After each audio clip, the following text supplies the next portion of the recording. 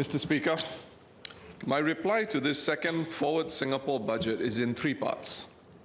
First, I will address the important budget announcements related to Singapore's long-term future. Thereafter, I will make some broad comments about the budget. And finally, I will speak on Singapore's fiscal situation and the government's budget marksmanship. First, the big picture and our physical infrastructure. At the beginning of this term of government, COVID-19 put plans for Changi Airport, Terminal 5, on hold.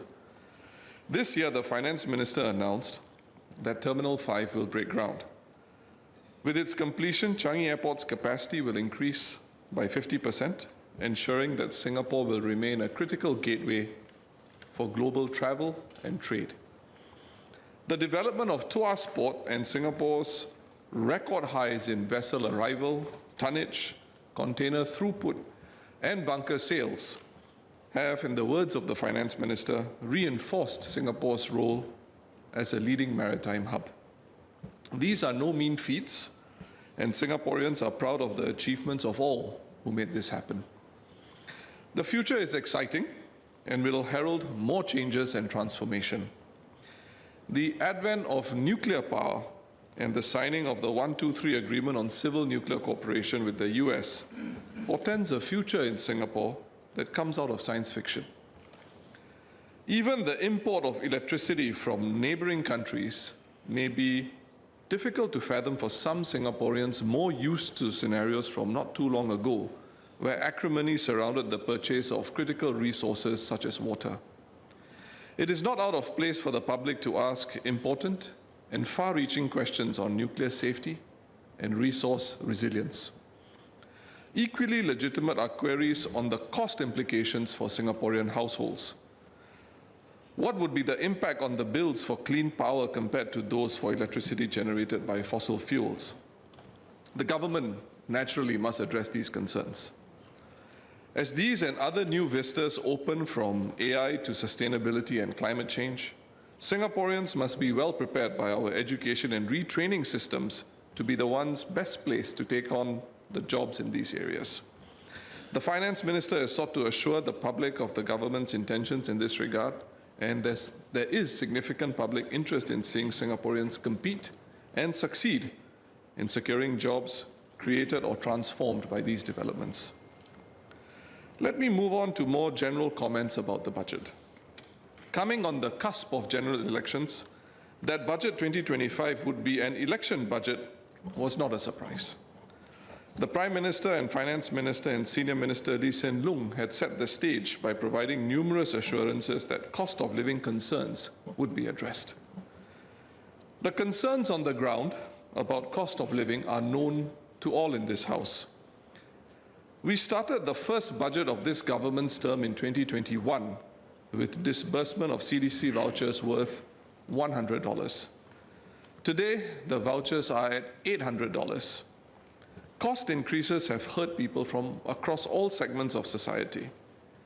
Beyond the $800 CDC vouchers and $800 SG60 vouchers, more than a few political watchers noticed PAP MPs thumping their armrests in unison when the Finance Minister announced that climate vouchers worth $400 were being extended to private household dwellers too, a relatively small and generally more well-off segment comprising of about 15% of our population. Reflecting on the cost of living crisis, this enthusiastic gesture was both telling and ironic. The Finance Minister dished out the broad statistics for 2024 in his speech. 4.4% growth, inflation continuing to ease, wage increases outpacing inflation, median income of resident workers rising 3.4% above inflation, and income inequality being at its lowest since the year 2000. But for many, the lived reality of Singaporeans over the last 12-odd months does not correspond with the bright summary revealed by these figures. Life is very tough for the Singapore that is in the heartland. Concerns over jobs, prices, housing costs, and opportunities continue for many Singaporeans and their households. The numerous vouchers will give us help for a little while, but not for long. After all, No GST offset package lasts forever. 2024 was noteworthy for other reasons too. For the first time in our history, our total fertility rate fell below 1. For the first time ever, our total population crossed 6 million. The 2019-2020 HDB annual report stated that the projected ultimate number of dwelling units in Singapore would be slightly above 1.55 million. According to the latest HDB report for 2023-2024, this number has gone up by 53,000 dwelling units, even as the earlier number of 1.55 million was not intended to be a target to be reached, according to the answer to a parliamentary question given to Sengkang GRC MP Mr. Louis Chua in 2021.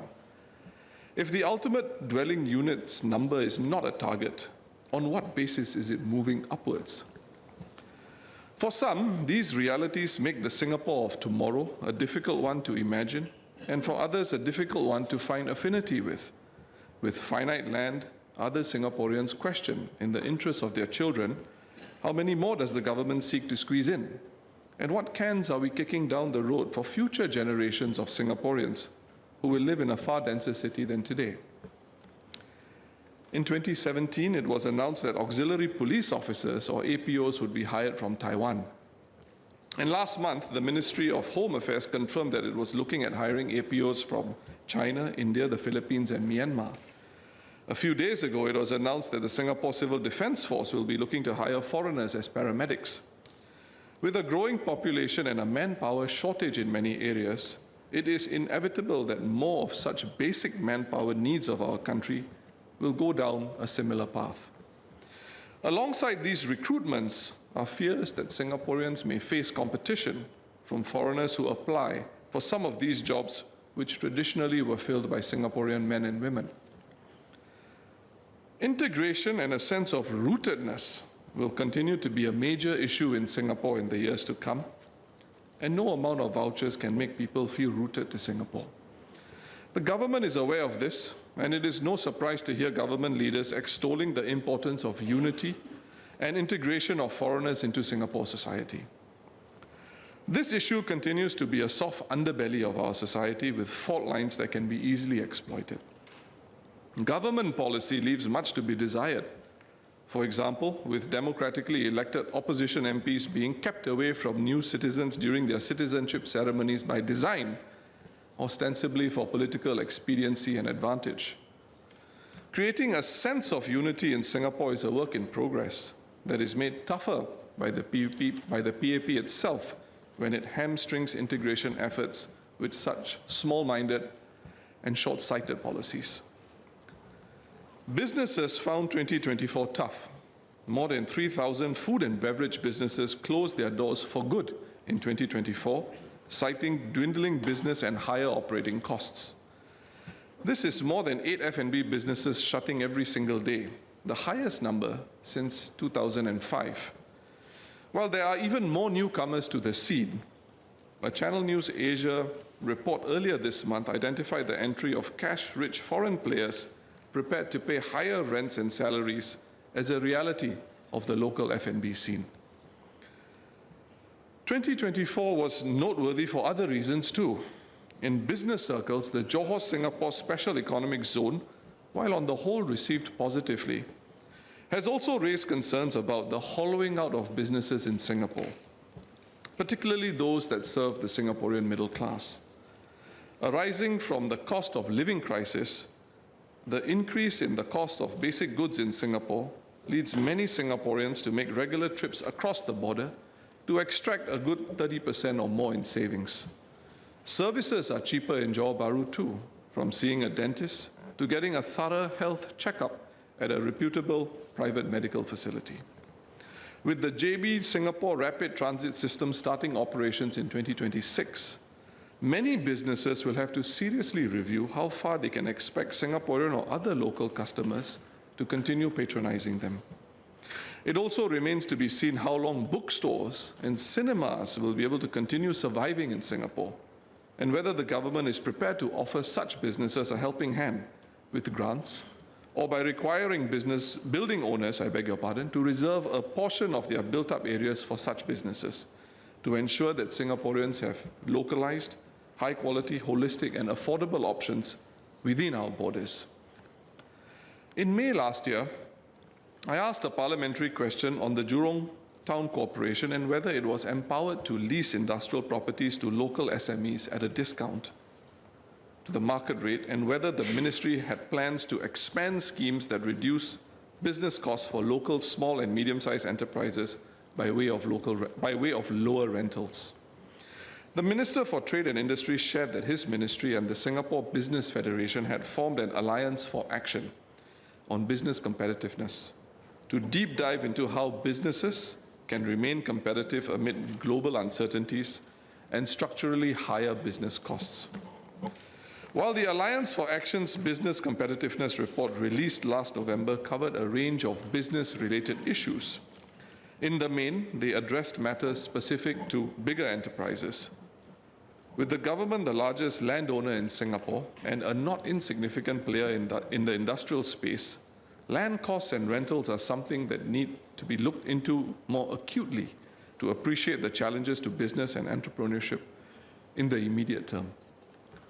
On a separate note, and to assist more SMEs, some measures announced at the budget should be reviewed immediately. For example, the government should free the second portion of the SG60 vouchers for use anywhere, beyond just participating supermarkets, to include all small businesses and shops located in shopping malls too. Apart from helping SMEs, this will enlarge choice for Singaporeans. The Workers' Party spoke on the cost of living crisis in a motion this House debated about 18 months ago, where we looked beyond voucher relief towards structural changes to address the cost of living, looking at utilities and healthcare, amongst others. To that end, and amongst other subjects, I will revisit the subject of land costs for HDB flats in the Committee of Supply debate. So let me now speak on the fiscal situation and the government's budget marksmanship.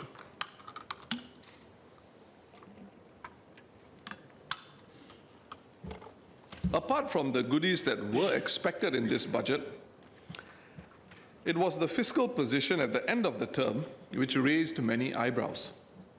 The government's exceedingly healthy fiscal position has led many Singaporeans to question why the GST had to be raised in 2023 and 2024. A fiscal surplus of 6.8 billion is projected for the financial year 2025. As for 2024, even after the latest CDC and SG60 voucher program, 2024's fiscal surplus, originally estimated at a healthy $778 million, has been revised massively upwards to $6.4 billion. And if one casts their memory back earlier in this term, it was estimated by the government that 2021 and 2022 would see deficits. However, these turned out to be surpluses instead. The overall fiscal surplus for the years 2021 to 2025, or this term of government, is set to hit around $14.3 billion. So even as the international scene remains in flux with all eyes on the relationship between the US and China, Singapore has been able to leverage its unique value propositions for investment. Some years ago, I spoke of how the chill felt by some multinational enterprises in Hong Kong could result in an advantage for Singapore as these businesses relocated to other jurisdictions. The increase in corporate income tax collection, overtaking even NIRC, has been attributed to a change in the investment decisions of multinational enterprises.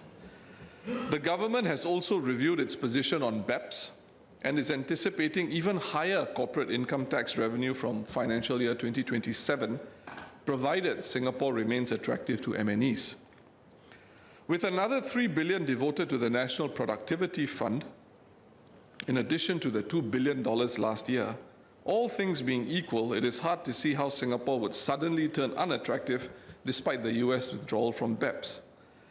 The fiscal situation appears healthy, notwithstanding the absence of financial medium-term projections which other jurisdictions publish. This naturally has led many to question the necessity of raising the GST.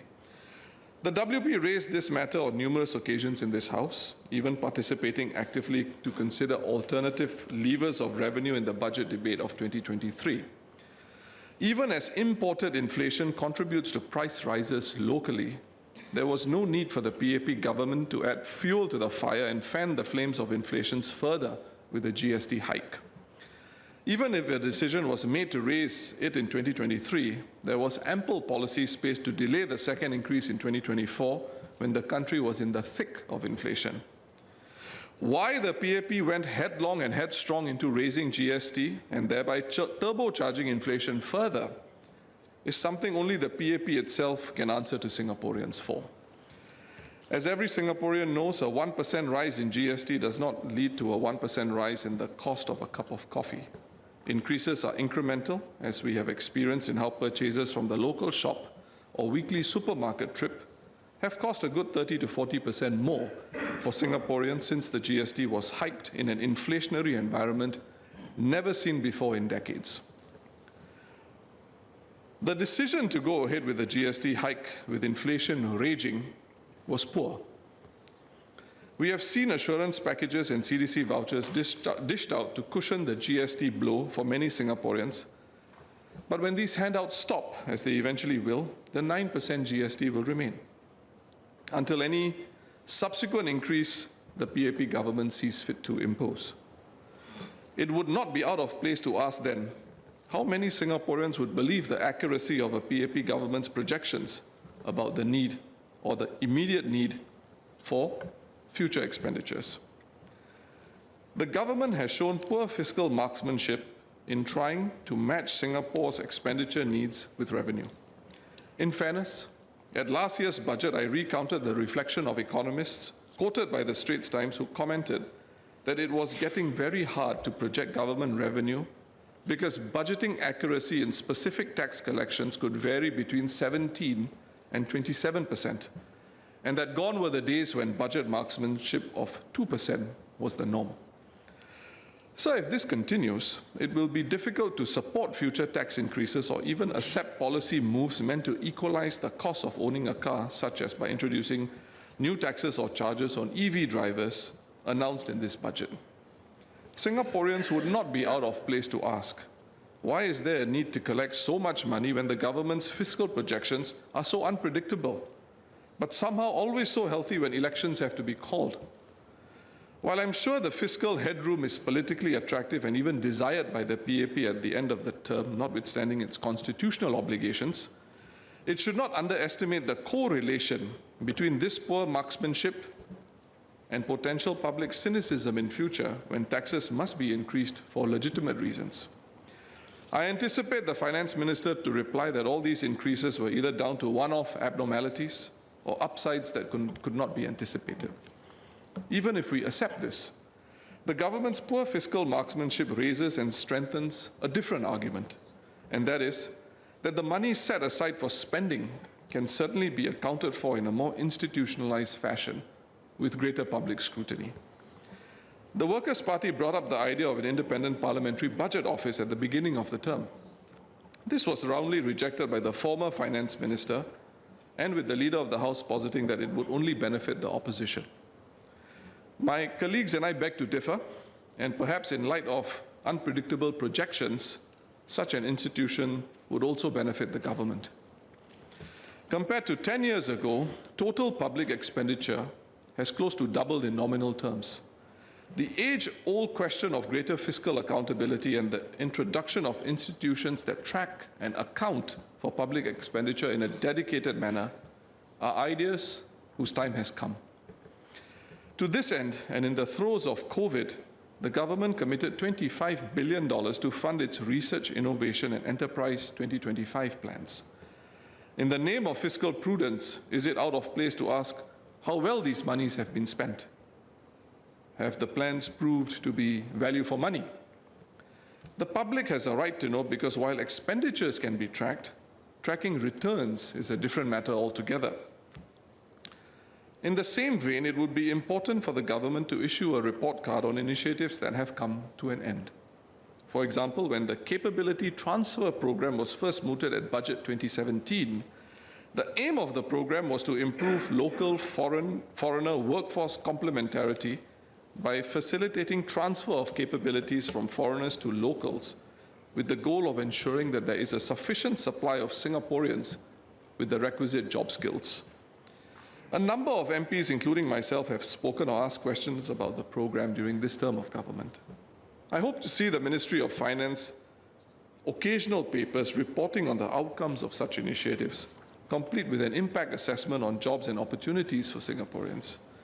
Only then can better alternatives be promulgated and advanced, not just by the opposition, but by ordinary Singaporeans who care about their country and the direction it is headed. As I have said so previously, the new social compact between citizen and state, as flagged by Forward Singapore, demands it. Our social compact would be strengthened by such accountability for public expenditure and programs. This scrutiny would represent a different approach to governance, but it is one that the Workers' Party would opine is the expectation of a participatory society and of the Singapore that is imagined by the Forward Singapore report. In conclusion, Mr. Speaker, I began my speech by talking of infrastructural developments that are taking shape in Singapore in a section titled The Big Picture. They stand to change Singapore for the better. However, there is a bigger picture whose focus has changed even more sharply since the inauguration of the Trump administration. The comments of the Defense Minister at the Munich Security Conference less than a fortnight ago of the US now behaving like a landlord seeking rent and no longer being the force of moral legitimacy that it used to be, portend a world that may not be changing for the better and a security architecture that may have to be reconfigured. Much international media attention was focused on the phrase landlord seeking rent. However, I found the question the Defense Minister put to his audience at the end of the speech more significant. The question was, who, if anyone, any one country or region or bloc, can step in if the US declines to protect the global commons, and how effective and against what resistance? This is even as the 2024 Asian Barometer Survey believed that China far outstrips the US in influence over Asia, and this gap will only widen going forward. This is the perspective of Singaporeans who were surveyed. Only 2 days prior to the minister's speech, the new US Defense Secretary at the Ukraine Defense Contact Group said, in the context of pivoting away from Europe, and I quote, "We also face a peer competitor in the Communist Chinese with the capability and intent to threaten our core national interests in the Indo-Pacific. The US is prioritizing deterring war with China in the Pacific, recognizing the reality of scarcity and making the resourcing trade-offs to ensure that deterrence does not fail," unquote. To this end, sir, and in my last budget speech, I devoted a final section on a call to strengthen our national unity, a multiracial national unity in an uncertain world. The wider strategic atmospherics lead me to reiterate that our national unity, a subject I mentioned briefly in my speech, in these unpredictable times is actually vital. This outlook reinforces the importance of the Singapore Armed Forces, the home team, and the importance of national service. The security these agencies provide is an important source of strength for Singapore, and all Singaporeans must give our men and women in uniform our full support. Mr. Speaker, the Workers' Party supports the budget.